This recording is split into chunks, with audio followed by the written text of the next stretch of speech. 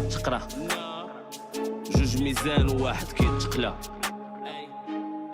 وقيله كترش كنبدل غا حوايجي السلام عليكم. كازا ستريت واحد المسلسل اللي غادي يدير ضجه كبيره هاد الايامات، خصوصا في المغرب وعامه في المغرب العربي كامل. فكما كتعرفوا اي مسلسل دار شي ضجه الا هو كاين شي سبب ورا هاد الشيء. فبحيث كاين بزاف ديال المسلسلات المغربيه، علاش بالضبط هذا المسلسل هو اللي دار هاد الضجه الاعلاميه الكبيره؟ فبالنسبه للناس اللي مفرجين فيه بغيتكم تخليو لي في التعليق كي جاكم المسلسل، وبالنسبه للناس اللي كاع ما مفرجين فما تخافوش انا كاع ما غادي نحرق لكم المسلسل، ولكن غادي نعطيك خلاصه ديال الاحداث اللي كانوا مشوقه ومؤثره في نفس الوقت واخا المسلسل باقي ما كملش. في المسلسل كيتناول القصه ديال واحد الدراري صغار اللي كيبيعوا كلينيكسات في الشوارع ديال كازا، واللي غادي تبدل حياتهم مورا ما غادي يلقاو واحد الصاك ديال الفلوس. فبسبب الدور ديال الاطفال المسلسل غادي يحقق هذا النجاح كامل، وخصوصا العلاقه اللي كانت بين الممثلين اللي غادي تخليك عايش معاهم وما كتقولش هذا راه تمثيل. هذا المسلسل كيبين لنا ان الفلوس كاع ما مهمين الا ما كانش عندك واحد الدعم العائلي. فهاد الدور مثلته الطفله ناسي اللي غادي تهرب من الدار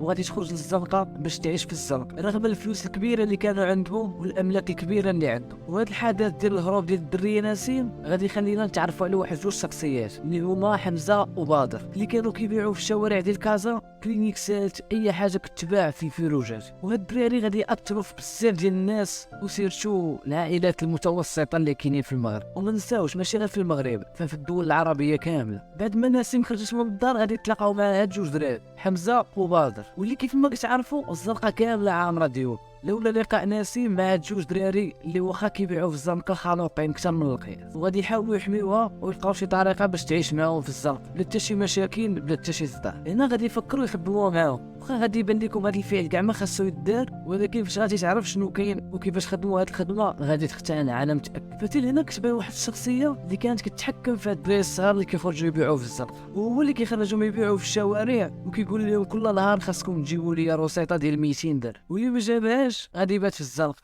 فهاد الراجل فاش كان صغير كان عايش هو وجدو في واحد السينما اللي مهجوره، من بعد مني مات جدو بقى عايش راسو.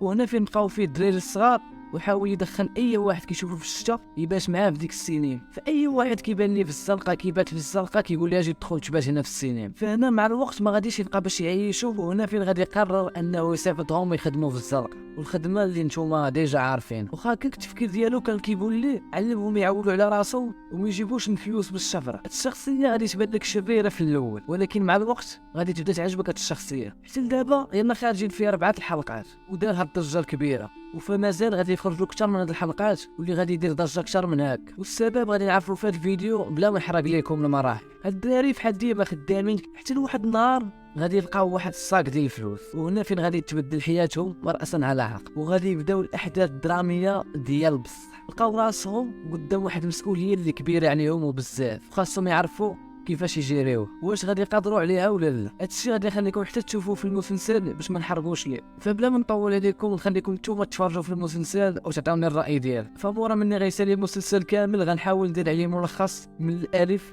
حتى الياء، وانا متاكد 100% غادي يعجبكم. بغيتكم قبل ما تفرجوا تاخذوا العبره ان ماشي اي دري عايش في الزنقه راه شمكل، ولا هذوك الناس اللي كيمشيو يطلبوهم وكيطلعوا عليهم الجاج ديال الطوموبيلات. فممكن يكونوا الظروف هما اللي خلاوهم يخرجوا للزنقه، بحال الطفله نسيم اللي عندها ما كتبغيها بزاف ولكن الظروف العائليه خلاتها تخرج. وانا متاكد العبره اللي تاخذوا من هذا الفيلم هي خاصكم تهلاو في الدراري الصغار وتعطيوهم القيمه ديالهم وما تخليوهمش يحسوا بالنقص. ولا بان لكم شي دري صغير محتاج المساعده فما خاسر والو، انت راك قادر تعاون بشي حاجه. وتل هنا السلام عليكم.